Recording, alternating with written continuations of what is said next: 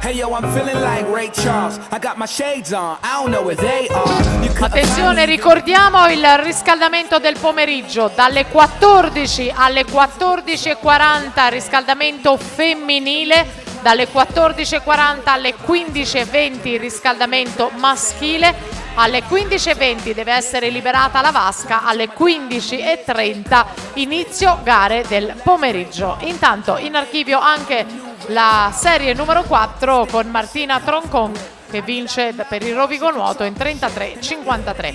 Sara Cudiscio in 1, Annalisa Rnigoi in corsia 2, in 3 Arianna Donaudi, in 4 Claudia Caccin e Letizia Zanini in 5, Giada Forest